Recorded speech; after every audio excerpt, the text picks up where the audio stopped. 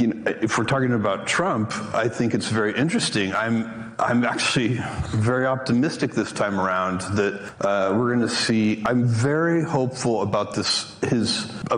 He seems to have a lot of energy around reducing regulation. And my point of view, if I can help him do that, I'm going to help him, because we do have too much regulation in this country. This country is so set up to grow. By the way, all of our problems, all of our economic problems, like if you look at the deficit and the debt, the national debt, and how gigantic it is as a portion of GDP, these are real problems, and they're real long-term problems. And the way you get out of them is by outgrowing them. You're going to solve the problem of the national debt by making it a smaller percentage of GDP, not by shrinking the national debt, but by growing the GDP. You have to grow the denominator. And that means you have to grow GDP at, 3, 4, 5% a year, and, let the national debt grow slower than that. If you can do that, this is a very manageable problem. So we need a growth orientation in this country. This is the most important thing, a growth mindset. And we are the luckiest country in the world. We have all these natural resources, including energy independence. We have the best risk capital system in the world by far. So, people get confused about why does the United States have so much venture success, so much entrepreneurial success? Why are the big tech companies here and not somewhere else? What's really going on with all this dynamism in this country compared to what we see around elsewhere in the world? And totally agree with what he's saying right there. Jeff Bezos is totally right about that. The United States needs to grow its economy, and Donald Trump and Elon Musk are going to do a great job at it. And that's why Jeff Bezos is probably very, very happy that Donald Trump got reelected, because he owns the business. He's a businessman himself, and the cutting down on regulation is going to help his own business ultimately.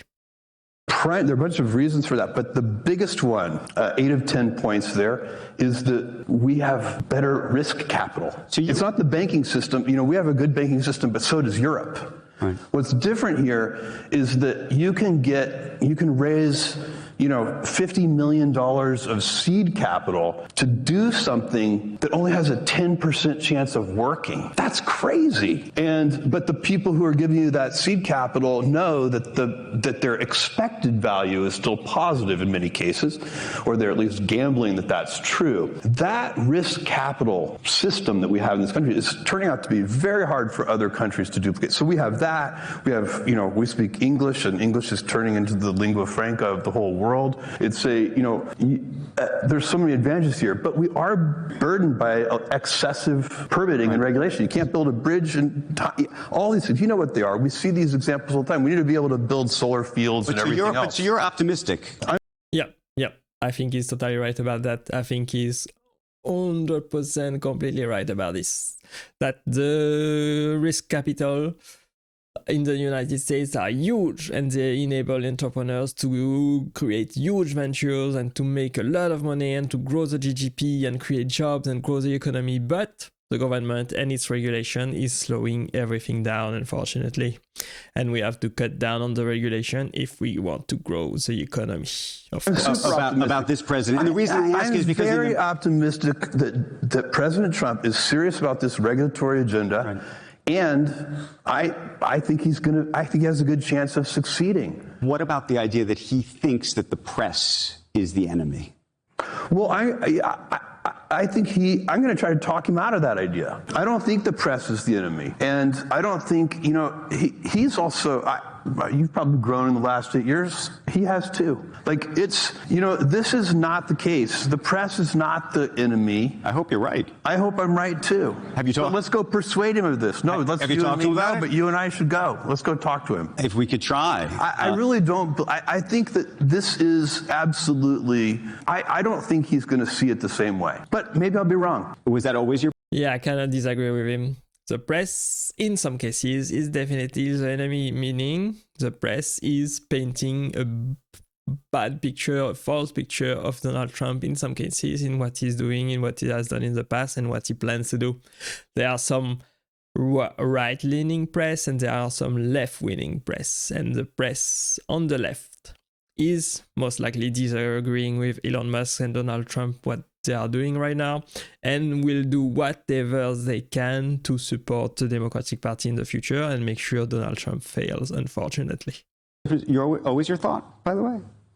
What I've seen so far is that he is calmer than he was the first time and more confident, more settled. Let me ask one related question, then I want to actually get into space, but it actually is an interesting segue to space, because we were talking earlier this morning to Sam Altman about Elon Musk and Elon Musk's relationship with the president, interestingly. And there's been a lot of questions about whether there could be the possibility that Elon, given his proximity, would make things difficult for people who are his competitors. Elon, in the space context, is your biggest competitor. Yes. Does this concern you? Well, they're certainly very able competitors. I mean, this is an arena where I have the... Oh, no. I know he's a great competitor. No, I'm saying, does it concern you, his proximity? No, I was headed there. Oh, but I'm just saying they're certainly very good competitors, and, you know, no doubt about that. I take at face value what has been said, which is that, you know, he is not going to use his political power to advantage his own companies or to disadvantage his competitors. I take that at face value. I could be wrong about that, but Yeah, I think he's totally wrong about that. I think just like any other businessman, Elon Musk is a businessman, right? And he's gonna do whatever it takes to make his business succeed. And that's what he plans to do. Of course, he donated to Donald Trump to advantage his business, because cutting down on regulation and having a huge role into the government and being able to dictate exactly what's going to happen, or at least advise Donald Trump closely on what he's going to make out of the economy of the country, of the regulation and the different branches of the government, is going to advantage his business a lot. And he's going to surpass his competitor definitely because of that. I think it could be true. I think he probably is trying to, I think this Department of Government Efficiency and that he and Vivek are helping Trump with and so on. Again, I've had a lot of success in life not being cynical. And I've very rarely been taken advantage of as a result. It's happened a couple of times, but not very often. And I think that cynicism, why be cynical about that? Let's go into it hoping that the statements that have been made are correct, that this is going to be done, above board in the public interest. And if that turns out to be naive, well, then we'll see. But I actually think it's going to be great. I'm hoping. You've said that the reason... Yeah, that's a great outlook to have on things, not being cynical, being optimistic about things and hoping for the best for the future. The future is going to look bright. Hopefully, we will see.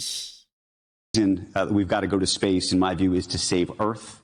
Is that come from being up there and looking at that? Yeah. Was that something you were thinking about? For whatever reason, since I'm a teenager, and in fact, there's a high school newspaper article, my Miami Palmetto Senior High, they wrote an article about my space plans, which I would tell everyone who would stand still long enough about. And those plans included what I am still working on, which is moving all polluting industry off Earth. And so my view, but I know that sounds fantastical. So I beg the indulgence of this audience to bear with me for a moment, but it's not fantastical. This is going to happen. And we need to lower the cost of access to space low enough. And that's what New Glenn, our orbital vehicle, is all about.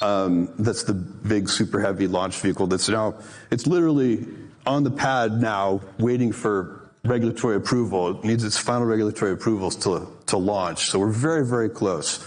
Yeah, I think he's totally right. I think we definitely need to lower the cost of access to space so that you can secure the future of humanity out of the Earth and in space and build amazing industry based on this new space economy. I think that's very, very important to do. And I also think that it's great that many companies, just like Jeff Bezos is trying to do and Elon Musk is trying to do, and many others are trying to do the same thing, because competition is great. Ultimately, competition between many different actors, between many different companies, is going to benefit the end customers, it's going to benefit the American people and the rest of the world as well. And if we can lower the costs enough, and we will, I mean, it may take, who knows how many years it will take, but we can set up the preconditions where the next generation or the generation after that will be able to move polluting industry off Earth. And then this planet will be maintained as it should be, and can kind of be, you can sort of think of it as zoned residential and light industry. And if you want to use large amounts of energy and large amounts of pollutants and so on, you go do that off Earth. And so we get the best of both. We get to have this energy-intensive civilization and use ever more energy per capita and get all the benefits that we get from that, which are many, by the way. You don't want to go back in time. And it's really important to think about, when people talk about the good old days, that is such an illusion. That almost everything is better today than it was. Infant mortality is better. Global illiteracy is better. Global poverty is far better. Things really are better today. There's one exception to that, which is the natural world. Yeah, I think technology is better, science is better, the population is living longer, of course. A lot of metrics are better, but when you look at the environment, when you look at the wars that are going on, when you look at the overall happiness and mental health of the population, when you look at the birth rates and the population that is getting older and older and older, and the number of people on Earth will plateau at some point and start to decline at some point as well, it doesn't look very bright when you look at this from that angle. But yes, there are many, many good things to be optimistic about the future, and hopefully we will fix everything. World, if you go back in time 500 years, we had pristine oceans, pristine rivers, pristine forests, and that is, that's part of the trade we've made, is we're kind of, we're using up the natural world here. But space has infinite, for all practical purposes, infinite energy, infinite raw materials. So it's a very interesting philosophical choice, because one of the things you're talking about trying to save the Earth, and I was going to say that a number of other people, including I think Musk and others, say that we need an escape hatch from Earth, right? We need to all move to Mars because Earth is not going to be saved. Do you see that? No, we have to save. So first of all, there is no plan B. We have to save Earth. So we've sent robotic probes to all of the planets in this solar system. This is the good one. And we must save it. We cannot, look, we can live, we can choose how we want to live. It is not impossible, if you think about climate change and so on, some of the issues that we face here because of the way we're doing things currently. You could imagine a world with enough technological sophistication where we can turn Earth into sort of a giant spaceship, like air-conditioned. It's fantastical. No, I know. But I'm saying air-conditioned planet and, kind of pave the whole thing and turn it. That's a bad future. We don't need to do that. That turning Earth into, taking the whole thing and turning it into a human construct and destroying this natural ecosystem when it's so unique and such a gem, that's not the right way to do it. So we should move all that off Earth. And we will, because we won't do it the wrong way. And you know why we won't? Because humans value beauty and art. There's a very strong argument to be made that the moon is a good stepping stone to the rest of the solar system. And the reason for I think his argument makes a lot of sense. I think Earth is still the one and only planet where we live on, and it's still the best planet in the solar system, and we have to preserve it at all costs and move all polluting industry out of the Earth and live on Earth as much as we can and preserve the natural environment. That makes a lot of sense to me. Hopefully we will manage to do that in the future. That because the moon has a much lower gravity level than the Earth, and because it has a lot of very important minerals and also water in the form of ice in the permanently shadowed craters at the poles of the moon. And ice can be converted, water can be converted into hydrogen and oxygen, which happen to be the very best, highest performing rocket propellants. And so you can, it takes, to raise a kilogram of mass from the Earth takes 28 times as much energy as raising that same kilogram from the moon. So to the degree that you can get raw materials from the moon, which is, again, we're talking about a couple of generations in the future. But to the degree that you can get raw materials from the moon instead of from Earth, those materials will allow you to build spaceships and to fuel those spaceships and to build solar arrays and all these other things that you want to do, but using lunar resources instead of Earth resources. And then it would provide a very convenient stepping stone to the rest of the solar system. Dave Limp, who we just hired to run Blue Origin for you as the CEO, said apparently when he was interviewing with you, he said, Jeff, is Blue Origin a hobby or a business? Yeah. What did you tell him? It's a business. It's not a very good business yet. How big a business can it be? Yeah, I don't think Blue Origin makes a lot of money yet, but ultimately the goal of Jeff Bezos is of course for Blue Origin to send people and materials and everything to space and to have people and other companies pay for it. Ultimately, he wants to make a lot of money with Blue Origin. That's his goal, but right now he's still in the infancy of the company and it's not making a lot of money yet, but we have to be patient. We will see. I'm sure Jeff Bezos will make great things out of Blue Origin in the future. No, look, I think it's going to be, from a business point of view, from a financial returns point of view, I think it's going to be the best business that I've ever been involved in, but it's going to take a while. So bigger than Amazon? Yeah. So let me ask you a different question, which is, I remember just being down there, the scale of everything. I wish you could all just go and see it. Is so remarkable. You sort of look at the scale and you can't even understand what is happening around you. It's sort of so hard to fathom just the size of it all. And it made me think about confidence. We were actually talking to Serena Williams earlier today about confidence.